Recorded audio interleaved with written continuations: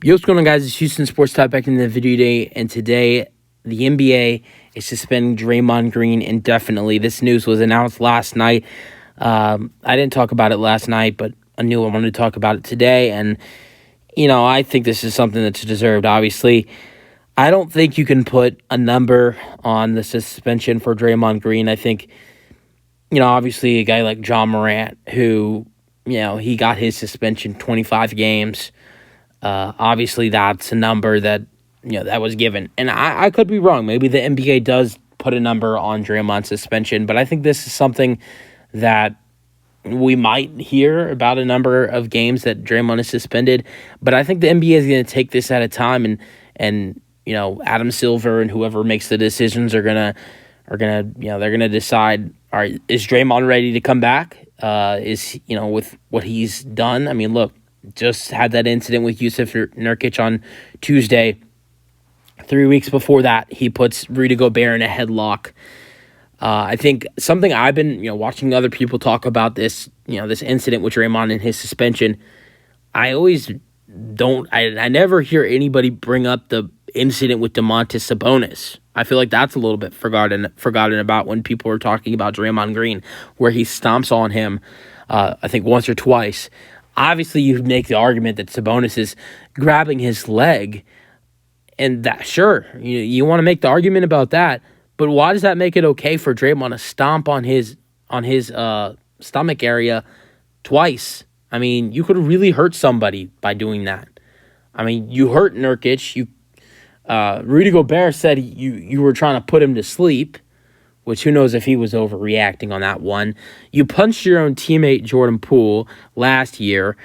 If you want to go way back, look what you did to Steven Adams, a couple postseasons ago in 2016-17 season, which costed your team a championship. Sorry, that was the 2015-16 season in the postseason. You costed your team a championship in that postseason, I believe. I also believe you costed your team a championship last year.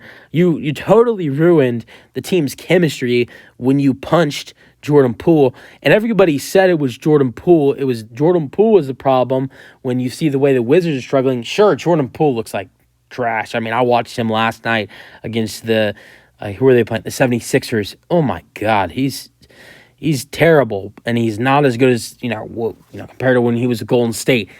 But still, look at what's going on with Golden State. They bring in Chris Paul.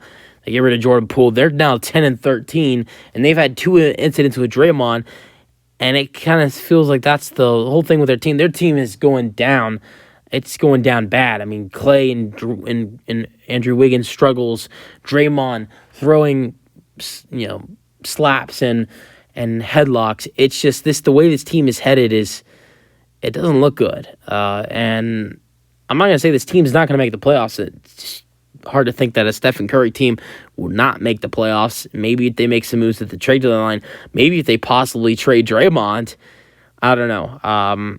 I think it'd be better for this team if they didn't have to deal with the constant troubles of Draymond Green. Obviously, he does so much defensively. He's a great game manager, but I think he also brings a lot of troubles. A lot of distractions to the team, but I don't know how much they could get for Draymond Green. Honestly, it'd probably be better for them to just keep him with the relationship he's bonded with Stephen Curry and Klay Thompson with what that team has done. I don't think you do Draymond like I don't think you do that to Draymond Green. But how many games I think he'll probably get suspended for? I don't think they'll put an exact number on it, but I think Draymond will probably miss 10 to 20 games. If you look at it, look at his last suspension. His last suspension was 5 games. I think it has to be more than that. So then you're looking at the minimum. You're looking at the minimum 10 games, in my opinion. At the most, I think you're looking at 25. I don't think you suspend him more than what John Morant was suspended for. Obviously, John Morant did some bad stuff, but I don't think what Draymond has done is worse than what Ja did. So I think it's in the area of 10 to 25. And you take it off of how he's going to go through some counseling. I think you base it off of how his counseling is going. So I think after, I think after those 10 games are up, after he's missed 10 games, maybe you do a weekly checkup on him. You know how, the Grizzlies, they have, the NBA has been checking up on the Grizzlies and Ja Morant. Do something like that. That's just what I'm thinking.